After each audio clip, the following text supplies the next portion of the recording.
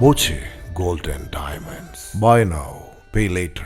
കൊപ്പം പഞ്ചായത്തിൽ വീണ്ടും ആവർത്തനം. കക്ഷിനില സമനിലയിലെത്തിയതോടെ നടത്തിയ നറുക്കെടുപ്പിൽ പ്രസിഡന്റ് സ്ഥാനം LDF-നും വൈസ് പ്രസിഡന്റ് സ്ഥാനം UDF-നും ലഭിച്ചു.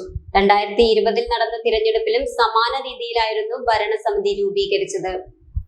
കൊപ്പം പഞ്ചായത്തിലെ 20 വാർഡുകളിൽ LDF-ഉം UDF-ഉം 10 സീറ്റുകൾ നേടി സമനിലയെത്തിയതോടെയാണ് പ്രസിഡന്റ് വൈസ് പ്രസിഡന്റ് സ്ഥാനങ്ങളിലേക്ക് നറുക്കെടുപ്പ് നടന്നത്. രാവിലെ നടന്ന പ്രസിഡന്റ് തെരഞ്ഞെടുപ്പിൽ ഭാഗ്യം തുണച്ചത് LDF-നെയാണെങ്കിൽ ഉച്ചയ്ക്ക് ശേഷം നടന്ന വൈസ് പ്രസിഡന്റ് സ്ഥാനം നേടിയത് UDF ആണ്. LDF-ലെ TV വത്സല പ്രസിഡന്റായി തെരഞ്ഞെടുക്കപ്പെട്ടു.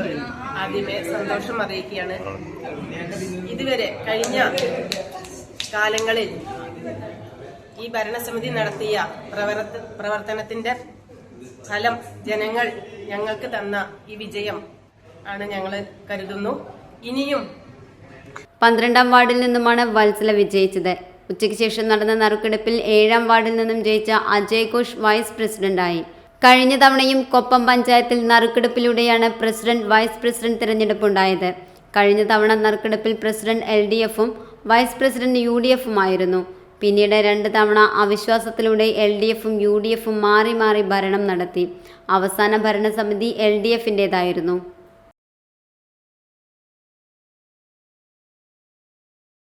Time Kids Preschool, Mannannur road, Vaniyamkulam.